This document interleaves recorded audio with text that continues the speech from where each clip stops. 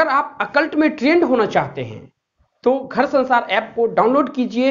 Train the trainer program in occult. नमस्कार दोस्तों, घर संसार में आपका स्वागत है। आज कुछ रोचक जानकारी के बारे में आपको हम बता रहे हैं, जिसका प्रयोग करके आप अपने लाइफ को चेंज कर सकते हैं। तो चलिए हम जानकारी को अच्छे तरह से, बस छोटे छोटे उपायों से आप अपनी लाइफ को बदल सकते हैं। देखिए, इस कुंडली में हम ये जानेंगे कि मंगल दोष, पितृ दोष, नीच दोष और काल सर्प योग।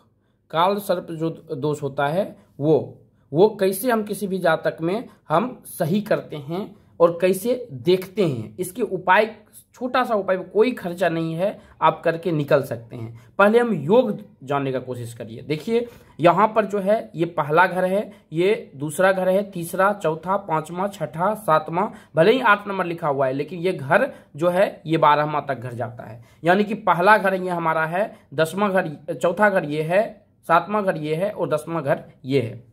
आपकी कुंडली, जब भी आपके पास में कुंडली होगा तो आपको पता है ये लग्न कुंडली हमने दिया है, इसमें कोई भी नंबर्स लिखा हो सकता है और इस प्रकार की आपकी कुंडली होगी, जो कि हमारे 12 नंबर की कुंडली यहाँ पर है। यानी कि लग्न में 1 नंबर में 12 नंबर लिखा हुआ है। तो आप अपने कुंडली में देखिए कि कितना नंबर लिखा है वहाँ पे। यहाँ पे 1 होगा तो यहाँ से 2, 3, 4 शुरू होगा। यहाँ पे 5 नंबर होगा तो 6, 7, 8 ऐसे शुरू होगा। अगर यहाँ पे 4 नंबर लिखा हुआ है तो 4, 5, 6, 7, 8, 9, 10, 11, 12, 1, 2, 3 यहाँ तक खत्म होगा। और उसमें 2-3 ग्रह एक साथ में हो सकता है।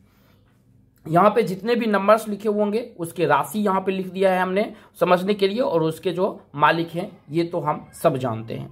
अब सबसे पहले हम जानेंगे नीच दोष। सबसे पहले समझ लीजिए नीच दोष क्या होता है। तो नीच दोष जानने के लिए सबसे पहले किसी भी घर में, अगर सपोज कीजिए कि ये घर है, ये घर, 12 घर में से किसी भी घर में अगर सूर्य 7 नंबर लिखा हो और उसी में सूर्य बैठ, जैसे कि यहाँ पे 7 नंबर लिखा है और इसी घर में अगर सूर्य बैठ गया है तो ये नीच दोष होता है। ये क्या करेगा कि आपके दुश्मन को जल्दी, मतलब कि आप अपने दुश्मन पे जल्दी हावी नहीं हो पाएंगे। दुश्मन हर वक्त तंग करेगा आपको। ये ज्यादातर जो है सूर्य की दशा, अंतरदशा में ये ज्यादा प्रॉब्लम क्रिएट करता है।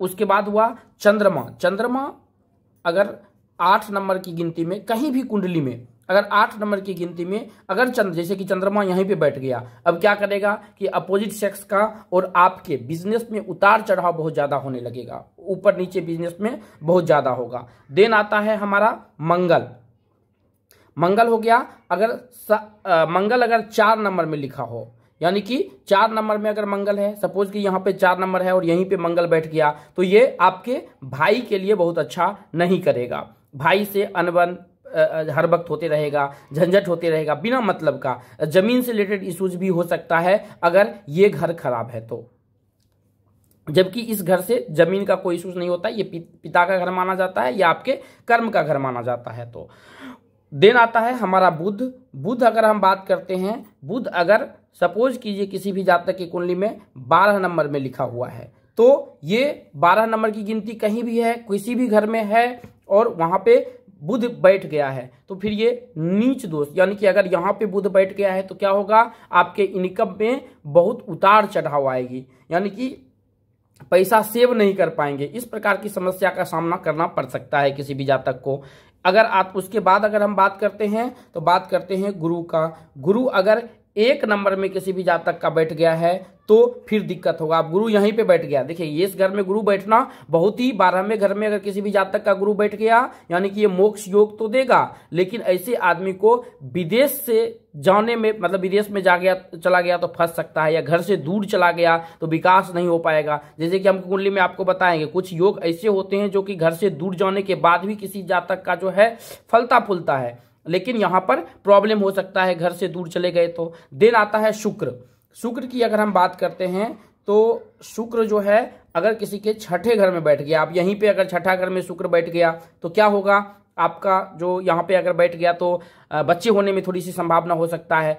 एजुकेशन में पैसा फंस सकता है। आदमी देखते होंगे कि डोनेशन पे पढ़ने का कोशिश करता है, वहां पे पढ़ लेगा तो प्रॉब्लम होगा, डोनेशन में पैसा फंस जाएगा। देन हम यहाँ पे ये भी प्रिडिक्शंस कर सकते हैं कि किसी भी जातक में जितना एजुकेशन किया उस हिसाब से उसको फायदा नहीं मिल रहा है, मतलब कि उस हिसाब से उसको जॉब नहीं मिल रहा है, इस प्रकार की समस्या आ सकता है। ये नीच दोष में इस प्रकार की स्थिति आती है। अब आता है पितृदोष।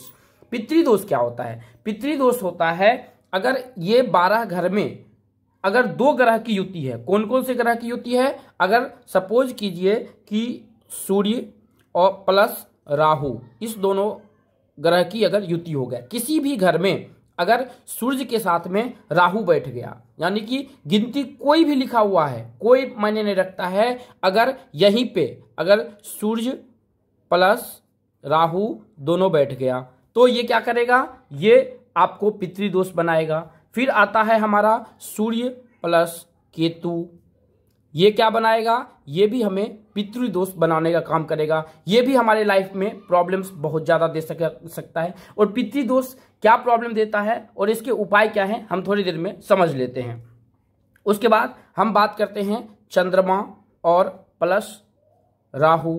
अगर इस दोनों की अगर युति है किसी भी जातक में, किसी भी घर में अगर है, तो ये भी जो है पितृदोष का निर्माण करता है। और चंद्रमा प्लस केतु, अगर इस दोनों की भी युति अगर है किसी भी जातक, देखिए चंद्रमा और राहु जो है ये एक योग और बनाता है, लेकिन ये पहले पितृदोष का हम यहाँ पर विचार कर रहे हैं। तो ये तीनों ग्रह की अगर युति है तो पितृदोष का निर्माण किसी भी जातक के कुंडली में हो सकता है, तो ये प्रॉब्लम करता है। अब हम बोलते हैं मंगल दोष।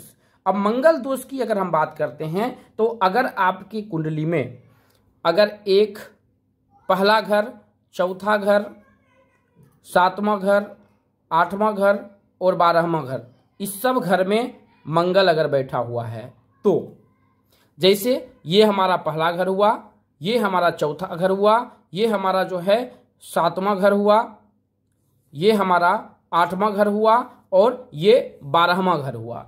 ये इसमें अगर मंगल बैठ जाए तो क्या होता है? मांगलिक योग बनाता है। अब यहाँ पर भी मंगल अगर बैठता है तो कुछ बुक बताता है कि यहाँ पे मांगलिक होता है, लेकिन देखिए मांगलिक का योग जो है किसी में निम्न का मांगलिक होता है, किसी में उच्च का मांगलिक होता है। अगर ये योग क्या करता है कि हस्बैंड वाइफ एक दूसरे पर ज्यादा हावी हो जाता है। अगर एक मांगलिक का नन मांगलिक के साथ में शादी करा दिया जाए तो ज्यादा दिक्कत होता है। और कभी भी अपने गोत्र क्या होता है? गोत्र बहुत कम आदमी समझते होंगे। एक ही गोत्र में अगर 2 आदमी का शादी करवा देते हैं, लड़का या लड़की का, अगर एक मांगलिक और नन मांगलिक होता है तो एक आदमी की मृत्यु होने की संभावना ज्यादा होती है। हम ये नहीं बोल रहे हैं कि वो मर ही जाता है, संभावना ज्यादा होता है। शास्त्र ये बताता है। आप अगर इसको अच्छे तरह से गहन अध्ययन करना चाहते हैं तो देवकीनंदन प्रसाद का बुक पढ़ सकते हैं, बहुत अच्छे तरह से एक्सप्लेन किया हुआ है उसमें। देन अगर हम बात करते हैं तो काल सर्प योग। अब काल सर्प योग होता क्या है? देखिए सीधे आसान शब्दों में अगर हम समझे तो अगर सपोज कीजिए कि हमारा राहु यहाँ पे बैठा हुआ है और केतु यहाँ पे बैठा हुआ है, ठीक है, राहु यहाँ पे बैठा हुआ है तो केतु यहाँ पे बैठा, क्योंकि एक दूसरे के अपोजिट में बैठता है। किसी भी जातक की कुंडली में देखिएगा, अगर हम यहीं पे देखते हैं तो देखिए यहाँ पे अगर राहु बैठा हुआ है तो जस्ट इसके अपोजिट में यहाँ पे केतु बैठा हुआ है। यहाँ पे केतु बैठा, यहाँ पे राहु है तो यहाँ पे केतु आके बैठ गया है। अब देखिए यहाँ पे देखेंगे कि राहु और केतु है। अब राहु के आगे और केतु के एक घर पीछे तक, अगर जैसे कि राहु के एक घर यानी कि 1, 2, 3, 4, 5, इस 5 घर में कोई भी ग्रह प्रेजेंट नहीं है, कोई भी ग्रह नहीं है प्रेजेंट, मतलब कि इसमें ना मंगल है, राहु कोई भी ग्रह अगर इसमें बैठा हुआ नहीं है, यानी कि सिर्फ नंबर लिखा हुआ है, तो ये काल सर्प योग का निर्माण करता है। अगर इसके ऊपर भी जैसे कि यहाँ से राहु है तो 1, 2, 3, 4, 5, अगर ये 5 घर में कोई भी ग्रह नहीं बैठा हुआ है तो ये काल सर्प योग का निर्माण करता है। अगर राहु यहाँ पे बैठ गया और केतु यहाँ पे बैठ गया है तो भी जो है इधर से हम गिनेंगे 1, 2, 3, 4, 5, इस घर में कोई भी ग्रह नहीं बैठा हुआ है तो काल सर्प योग का निर्माण करेगा। इस घर में कोई नहीं बैठा हुआ है तो काल सर्प का योग का निर्माण करेगा। देखिए जैसे कि हम यहाँ पे समझा लेते हैं, जैसे राहु यहाँ पे बैठा हुआ है और केतु यहाँ पे बैठा हुआ है। अब यहाँ पे देखेंगे तो 1, 2, 3, 4, 5, इस घर, ये पांचों घर में ये 4 घर तो खाली है, लेकिन इस घर में मंगल बैठ गया, यानी कि मंगल इसको बचा दिया है, नहीं तो इसमें भी काल सर्प योग का निर्माण हो सकता है। तो हमने यहाँ पे 3-4 योग के बाद मंगल दोष के बारे में, पितृ दोष के बारे में, नीच दोष के बारे में और काल सर्प दोष के बारे में यहाँ पे हमने चर्चा किया है। देखिए, अगर ये योग जो है, पहले इसको हम एक अच्छे से वीडियो बना देंगे आपको, मंगल दोष के लिए कहाँ पे हम उच्च का होता है, कहाँ का नीच के होता है, निम्न का होता है मंगल, जिसके कारण समस्याएं नहीं आती है। पितृ दोष में ये प्रॉब्लम्स होता है। अगर ये 3 दोष अगर किसी भी जातक में या 2 दोष अगर एक्टिव होता है तो बहुत ज़्यादा प्रॉब्लम क्रिएट करता है। इसके छोटे छोटे से उपाय हैं जिसको आप कर सकते हैं, क्योंकि हमने टोटका और उपाय टोटल चीज समझाया भी है और नीचे डिस्क्रिप्शन में हमने ऐप का लिंक दिया है, आप वहां से भी जाके पढ़ सकते हैं। वहां भी हमने आपको अच्छी तरह से समझाने का कोशिश किया है। अब यहाँ पे 2 टोटका जरूर बता देते हैं, जैसे कि मंगल दोष है और नीच का दोष है और इसी की दशा या अंतरदशा चल रहा है, तो कौन सा ग्रह जिम्मेदार है। यहाँ पे सूर्य है, चंद्रमा है, मंगल है, बुध है, गुरु है, शुक्र है, जिसका जो भी ग्रह का है उसका टोटका कर लीजिए, बहुत ही अच्छा किसी भी जातक में काम करेगा। और आप अपने चार्ट अगर आपने देखा है तो नीचे कमेंट में आप बताइए कि आपका इस चारों दोष में से कितने दोष हैं। 1 दोष है, 2 दोष है, 3 दोष है या 4 दोष है, या कोई भी दोष नहीं है। अगर दोष है तो कौन सा दोष है, ताकि हम उसका उपाय सटीक बता सकें। उसमें जरूर मेंशन कीजिएगा कि ग्रह कौन सा है वो, ठीक है। तो हम मिलते हैं आपसे एक नई वीडियो में। अभी तक तो आप चैनल सब्सक्राइब नहीं किए हैं, अगर नहीं किए हैं तो कर लीजिए। हम मिलते हैं आपसे एक नए वीडियो में। धन्यवाद दोस्तों, अगर आप न्यूमरोलॉजी सीखना चाहते हैं, अगर आप पामेस्ट्री सीखना चाहते हैं, यदि आप कुंडली सीखना चाहते हैं, यदि आप वास्तु सीखना चाहते हैं,